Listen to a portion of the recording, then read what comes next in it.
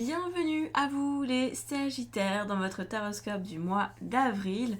Allons regarder ce qui se profile pour vous. On y va direct.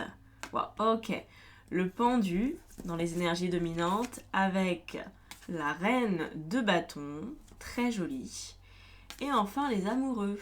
Ah, ok, ok. Alors, qu'est-ce qu'on a? On a un changement d'état.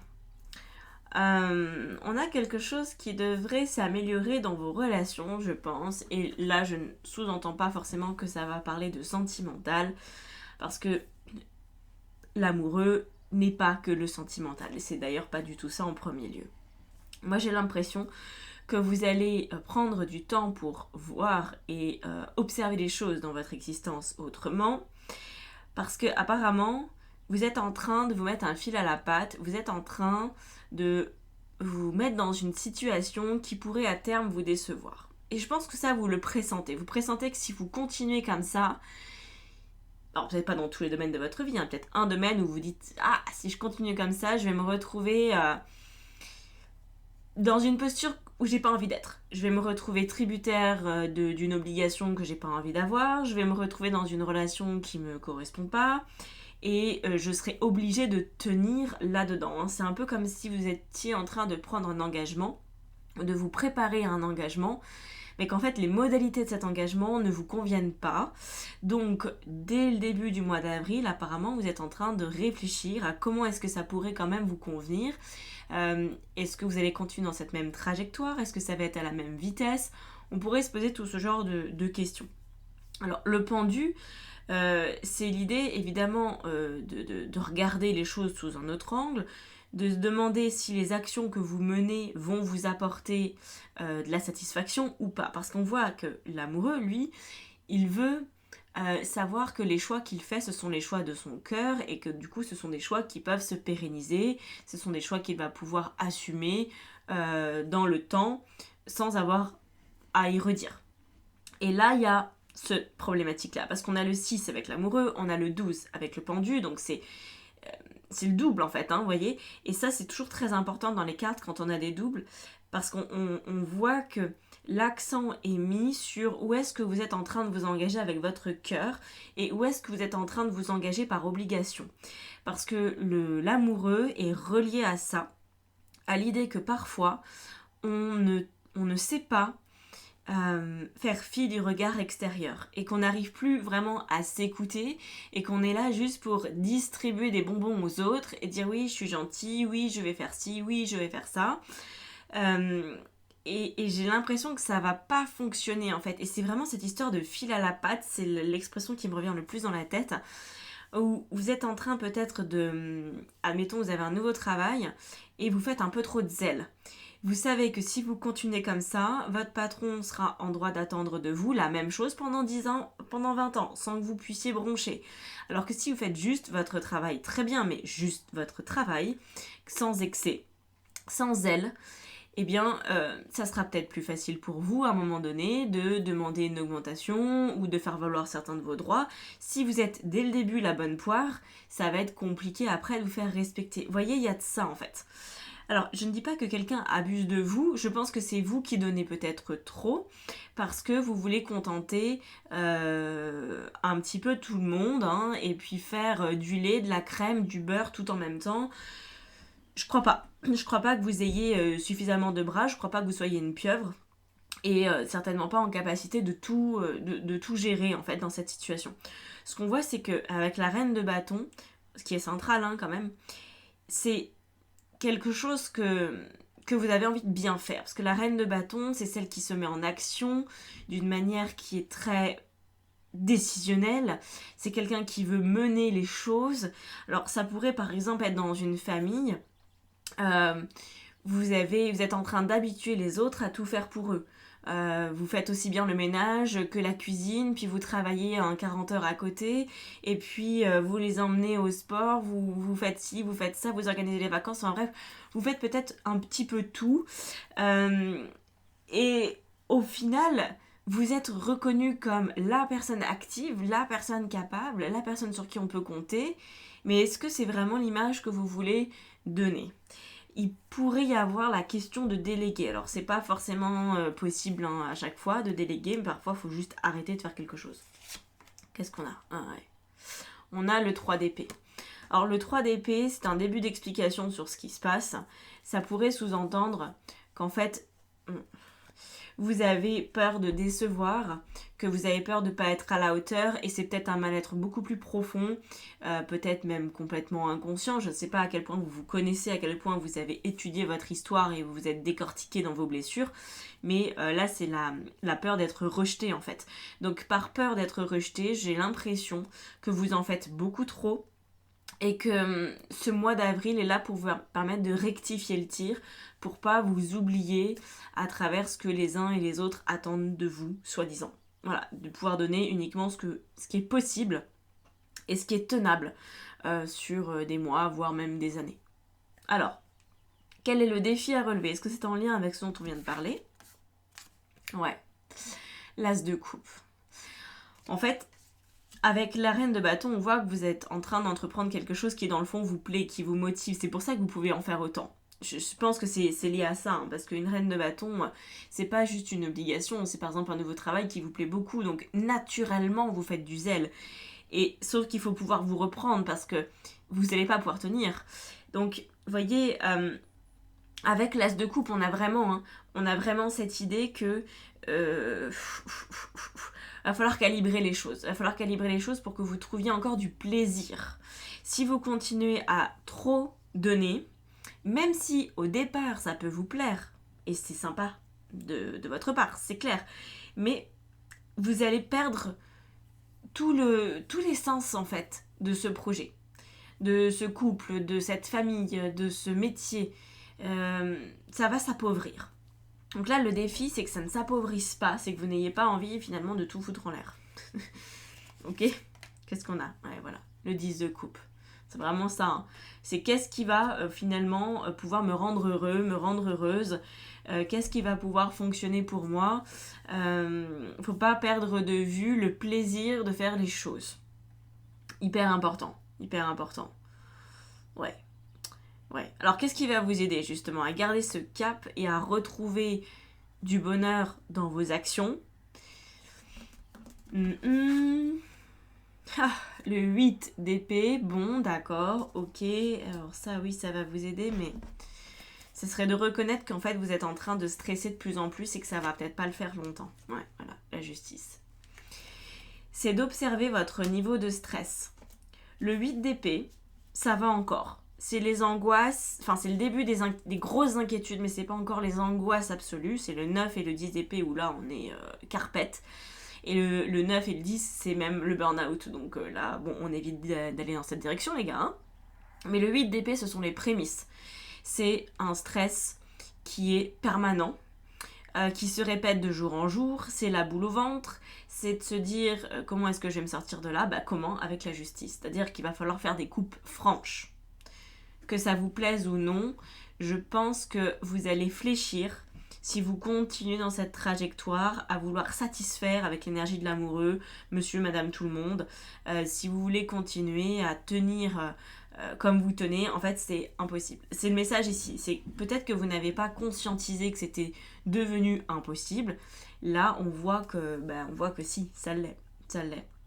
Et la justice, c'est pas quelqu'un qui s'embarrasse, vous voyez, c'est quelqu'un qui dit bah là en fait juste c'est plus possible, j'ai plus d'énergie, il n'y a pas assez d'heures dans une journée, je peux pas emmener les enfants au foot et en même temps emmener les deux autres au judo, c'est pas possible, si c'est pas au même endroit, bah non c'est pas possible, je peux pas tout faire, donc soit les enfants font moins d'activités, soit quelqu'un d'autre s'en occupe, soit, mais vous allez plus pouvoir vous dédoubler, et quand je vous donnais l'image de la pieuvre au début, je pense que c'est vraiment ça. Vous agissez comme si vous aviez plus de bras, plus de tête que ce que vous avez pour de vrai. Ok? Ça me fait penser à une histoire en hypnose que j'avais fait, ça. Ouais, avec des personnes qui avaient plusieurs bras et du coup qui étaient hyper efficaces dans leur travail, qui pouvaient faire beaucoup plus. Et qu'au final, le jour où il y a un bras qui se casse, où il y a un bras qui cesse de fonctionner, ben, d'un coup tout le monde se retourne vers vous en disant mais qu'est-ce qui se passe? Ah bah oui, on n'avait pas remarqué que vous faisiez le travail de 2 voire 3 personnes. Et pourtant, je pense que c'est le cas ici. faut revenir à quelque chose de plus simple, surtout si, je ne veux pas vous mettre la rate au courbouillon, hein, mais si vous avancez en âge, et on en est tous là, après, si vous avez 20 ans, ça passe encore, si vous avez 50 ans, je pense que ce modèle-là, waouh, il épuise encore plus vite, vous voyez, même si on peut avoir beaucoup d'énergie à 50 ans, on n'est pas vieux, hein, clairement pas. Mais on a quand même certaines limites physiques qui arrivent. Bon, on va pas se mentir. Alors, qu'est-ce qu'on a au niveau des autres, de vos relations? Je vais y arriver. Donc, amicale, familiale et sentimentale, on a un 6 de denier. Au niveau pro, on a un valet de bâton. Oula, bah ça change, hein, ça change d'énergie. Et au niveau de votre vie intérieure, bah vous avez le 6 d'épée. D'accord, ok, on voit bien ce qui se passe. On verra ce qui se cache pour la fin du mois.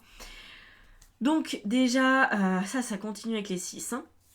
Le 6 de denier dans vos relations, il nous parle du fait que soit vous pouvez être soutenu par quelqu'un et dans ces cas-là, gardez cette personne près de vous, soit ça vous parle de... Surtout qu'il y a le 6 d'épée là, c'est pour ça que je vous le dis. Ça vous parle de ne pas donner autant. Voilà. De toute façon, c'est la thématique. Hein. Faut fermer un petit peu les robinets là.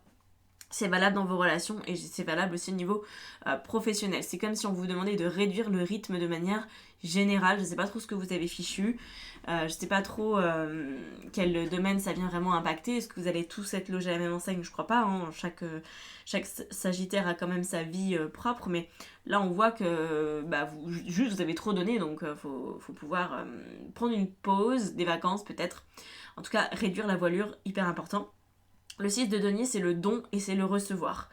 Donc, donner, on a compris que c'était trop. Donc, essayez de réduire ce que vous donnez à votre entourage pour que vous puissiez retrouver un peu d'énergie.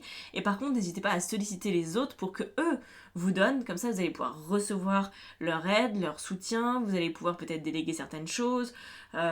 Voyez, c'est ça en fait qui est important. C'est d'être plus dans le recevoir que dans le fait de donner. Alors, qu'est-ce qu'on a par-dessus ? Non, c'est pas là du tout. Là, voilà. Le pape. Ok. Il y avait quelque chose qui était désaligné, mais ça c'est évident. Hein. Quand on voit ça, on se dit c'était forcément désaligné, il y avait forcément trop. Ouais, en fait, j'ai envie de dire que c'est comme si vous aviez un pouvoir, ou les autres vous ont donné un pouvoir, ou vous avez une image dans votre famille, dans votre entourage, de la personne qui est capable. Donc par définition, on vous charge. On vous charge parce qu'on se dit, de toute façon, elle, lui, il est capable, il va y arriver, c'est jamais de trop. On lui demande ci, on lui demande ça, et puis encore un peu, et puis encore un peu. Et c'est peut-être ça qui vous a donné une forme de place dans votre famille. Si vous n'aviez pas autant de sollicitations, peut-être que vous n'auriez pas eu l'impression d'exister à leurs yeux. Là, il faut peut-être vraiment moduler ça pour arrêter, parce que finalement, vous êtes une forme... J'abuse peut-être dans mes mots, mais c'est vraiment ce que je ressens. D'être une forme de légende vivante pour votre famille. Peut-être que vous êtes quelqu'un qui a particulièrement bien réussi, ou que vous avez des projets ambitieux, ou que rien ne vous fait jamais vraiment peur, que même si ça vous fait peur, vous y allez. Vous pourriez être un modèle de courage, de détermination, d'expérience. Et ça, à un moment donné, ça colle à la peau et ça fait que vous êtes toujours dans la surenchère, c'est toujours plus, quoi. Et le problème du pape, c'est ça, c'est qu'à un moment donné, vous savez, c'est quand on idéalise quelqu'un. Je pense que vous êtes idéalisé par votre entourage, mais que vous êtes là en train, au mois d'avril, de montrer de vraies failles. Et c'est pas habituel, ni pour vous, ni pour eux.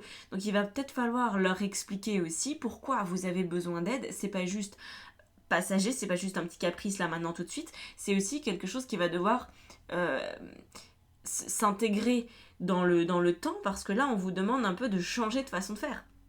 Vous voyez, c'est pas ponctuel ici, moi je ressens pas quelque chose de ponctuel. Je ressens plutôt que vous êtes en train de changer d'image de la personne qui fait tout à la personne qui fait juste ce qu'elle a à faire. Pas du tout pareil. Bon. Ouais, parce que le pape il est dogmatique et donc vous pourriez même sentir que vous avez un rôle qui n'est pas le vôtre. Que les autres attendent pour avoir votre conseil alors que vous n'avez pas à les conseiller.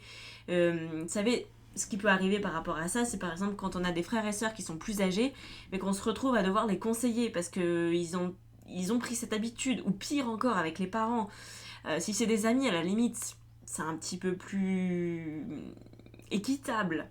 Quoique si c'est systématique, c'est pas terrible. Mais avec les parents, avec la famille, si des personnes plus âgées que vous comptent sur vos bons conseils, ça vous met un poids sur les épaules. Et j'ai l'impression que c'est ça. Alors, au niveau professionnel et matériel, on a le valet de bâton. Vous vous souvenez, au début, on a la reine de bâton, là-dessus, c'est pas possible. Donc, avant la reine, on a le valet. Le valet, c'est celui qui va faire quelques actions. C'est celui qui va quand même aller dans un mouvement, mais beaucoup moins que la reine de bâton. C'est, on essaye, on fait des choses, mais on y met de la légèreté. Valet de bâton, encore. C'est drôle, hein. J'aime bien quand ça fait ça. Bon. Donc, voilà, 2 valets de bâton. Donc, on vous dit vraiment de réduire. Peut-être que ça va pas être si simple, parce que moi, je ressens un fonctionnement qui est là quand même depuis au moins plusieurs années, au moins 2-3 ans, où vous êtes habitué à être la personne de référence. Et là, le valet de bâton, c'est plus la personne qui est subalterne. Hein. C'est pas la reine.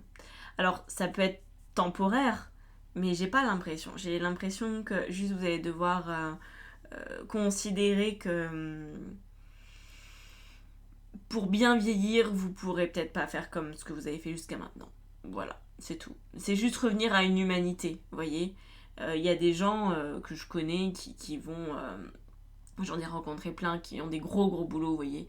Genre avocat d'affaires et tout, trader. Des gens... Ah, ça carbure hein, dans leur cerveau, c'est des gens très intelligents, c'est des gens bardés de diplômes, tout est possible pour eux, mais une fois dans le monde du travail, en fait, ils ont tellement l'habitude d'être à 100 à l'heure que sans Red Bull, sans boisson énergisante, sans... et je vais pas dire les mots parce que j'ai pas le droit de dire tous les mots sur les vidéos, mais enfin bref, sans produits plus ou moins licites, ils tiennent pas. Ils tiennent pas. Et là, il y a ce côté-là, en fait. Il y a le côté qu'on vous dit, si vous voulez tenir encore ce rythme effréné, à un moment donné, il faudra peut-être avoir un supplément. Et c'est pas le but, ok? On va pas se faire du mal non plus, on va pas se détruire, juste pour rester haut dans son énergie, auquel cas on flingue notre organisme, quoi. Donc là, on réduit.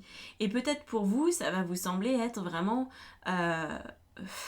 ridicule comme rythme. Ridicule. Et ben non, ça sera ok, ça sera ok. Alors on a quoi sur le 6 d'épée? Et ben le 6 d'épée, on a le 8 de denier en plus dans votre vie intérieure. Donc déjà le 6 d'épée, qu'est-ce que c'est?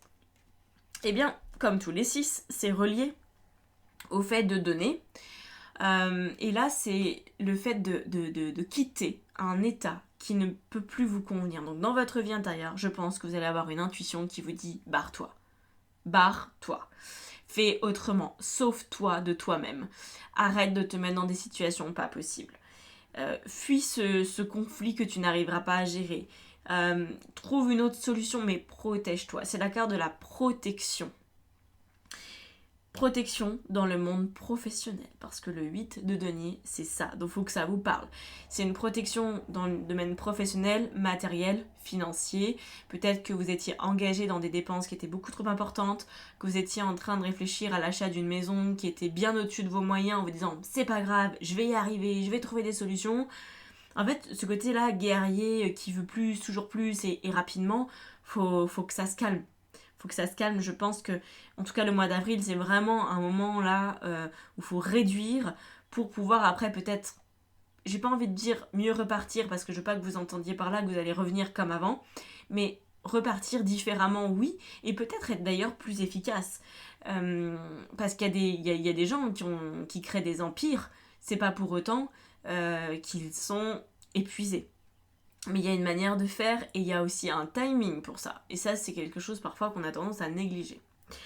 Donc, qu'est-ce qui se passe à la fin du mois si vous acceptez d'observer à quel point finalement vous êtes en train de glisser vers un terrain dangereux pour vous, si vous acceptez d'en faire beaucoup moins, si vous acceptez de demander de l'aide à votre entourage, qu'est-ce qui se passe? On a, très bien, on a le 9 de denier. Ah, vous allez retrouver du plaisir dans votre vie. Qu'est-ce qu'on a par-dessus le 9 de denier? Celle-là? celle-là. Le 10 de bâton, voilà. Vous allez poser votre fardeau, tout simplement. Le 9 de denier, c'est ça, c'est de se dire, bon, bah tu sais quoi, je vais vivre bien, je vais vivre mieux, je vais prendre soin de moi, je vais m'autoriser des petites sorties, je vais m'autoriser à mettre le nez dehors, je vais m'autoriser à aller me promener, je vais m'autoriser à aller voir, je sais pas moi, un spectacle de théâtre, d'humour. J'ai vraiment l'impression que c'est ça dont vous avez besoin, c'est de sortir, de vivre, de vous rapprocher de quelque chose de plus vivant et d'être moins la tête dans le guidon, parce que le 10 de bâton, ça nous montre quand même que vous êtes à 2 doigts d'aller dans un burn-out. Voilà. Le 10 de bâton, c'est j'en ai tellement fait que je m'effondre avec mon fardeau dans les bras. C'est le mythe de Sisyphe, hein. Donc on va peut-être arrêter de rouler son caillou, parce que ça n'a jamais de fin. Bon. Je vous laisse là-dessus. Ça a été un peu lourd, je suis désolée, mais bon, c'est ce qui sort, c'est ce qui sort. Voilà. Je peux pas inventer autre chose. Désolée les Sagittaires, j'aurais aimé être plus funky, mais néanmoins ça va aller, parce que vous allez vers plus de légèreté, donc je pense que vous en serez quand même très satisfait de ce mois d'avril si vous arrivez à lâcher. Bon, je vous laisse ici. Si vous voulez travailler avec moi en guidance, en coaching, en formation tarot, en atelier, tout est dispo sur ma boutique en ligne, sur mon site internet, donc dans la barre d'infos sous la vidéo. Prenez grand soin de vous, c'est vraiment le mois pour faire ça, donc ne ratez pas de coche. À bientôt, ciao ciao.